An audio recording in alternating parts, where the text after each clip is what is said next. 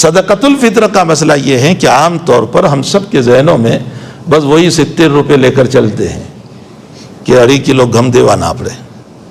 حالانکہ نبی اکرم صلی اللہ علیہ وسلم کے زمانے میں جو صدقۃ الفطر حضرت نے دلوایا ہے اپنے صحابہ کے پاس، وہ کھجور سے بھی دلوایا ہے. یہ مسئلہ منسوخ نہیں ہوا ہے.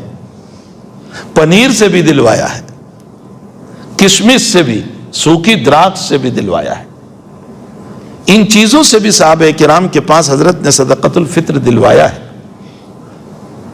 تو ہمیں چاہیے کہ اگر اللہ نے ہم کو دیا ہے، تو میں اس سے پہلے بھی کئی جگہ انگلینڈ میں، کینیڈا میں یہ مسئلہ بیان کر چکا ہوں کہ اصل میں صدقۃ الفطر ہے کیا. صدقۃ الفطر تلافی رمضان ہے، جیسے سجدۃ السہو تلافی نماز ہے. جو نماز میں غلطی ہو گئی اس کی تلافی سجدہ سہو سے. یہ مضمون میں نے کہیں پڑھا تھا لیکن اس کا حوالہ نہیں ملتا تھا. اللہ تعالیٰ جزائے خیر دے، مولی جنید نے مجھے حوالہ تلاش کر کے دے دیا، اس لیے کہ یہ مضمون میں نے پڑھا تو تھا لیکن مجھے حوالہ نہیں مل رہا تھا. کہ یہ علامہ ابن قیم رحمۃ اللہ علیہ فرماتے ہیں کہ جیسے نماز کی غلطیوں کے لیے سجدۃ السہو ہے، اسی طرح روزوں کے اندر ہم سے جو غلطیاں ہو جاتی ہے اس کے بدلے میں صدقۃ الفطر ہے. کتنا سستا سودا ہے، کتنا سستا سودا ہے کہ 30 روزوں میں نہ معلوم کتنی غلطیاں ہوئی ہوگی اور اللہ ایک صدقۃ الفطر سے ساری غلطیوں کو معاف کر دے گا. تو پھر سستا کیوں تلاش کرتے ہیں؟ اور وہ بھی پوچھتے ہیں مول صاحب کنٹرول نہ گھؤں چال ہے کہ نہیں. جو سرکاری دکان کے گیہوں ہوتے ہیں نا 2 روپے والے، وہ پھر اوپر سے اور بھی مسئلہ. فقہا نے یہ مسئلہ لکھا ہے کہ اس گیہوں سے صدقۃ الفطر دیا جائے جس کو تو کھاتا ہے، اور اگر تو اعلیٰ درجے کا کھاتا ہے تو پھر اس صورت میں اسی اعلیٰ درجے کے گیہوں سے صدقۃ الفطر دیا جائے گا. لیکن اسی پر پابندی نہیں. اللہ تعالیٰ نے اگر دیا ہے تو پھر کھجور سے. اب گیہوں سے ہیں تب تو وہ 2 کلو پونے 2 کلو کا مسئلہ ہے، لیکن کھجور سے ہیں تو پھر 3.5 کلو، 1 سا مکمل. کشمش سے ہیں، گریپس، سوکھی دراکش، تو بھی 1 کلو. اب 1 کلو کھجور میڈیم سائز کا ہمارے وہاں 500-600 روپے میں آتا ہے، 3.5 کلو. اب آپ بتائیے کہ 600 روپے دے کر بھی اللہ پورے رمضان کی غلطیوں کو معاف کر دیتا ہے تو سودا سستا ہے. سستا ہے کہ نہیں؟ بہت سستا ہے. اگر کشمش کی قیمت لگا کر کے تو قریباً 1000 روپے کے قریب ہوتی ہے، 1000 روپے.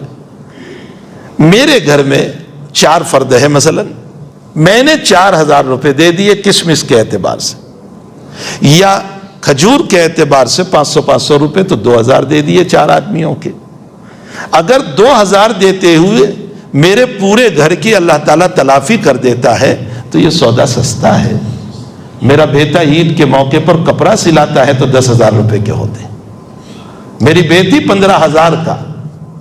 ہمارے حضرت شیخ یونس صاحب قدس سرہ فرمایا کرتے تھے کہ جب مصائب اور پریشانیاں آئیں تو صدقہ کرو، اور بڑا صدقہ کرو، چھوٹا موٹا نہیں.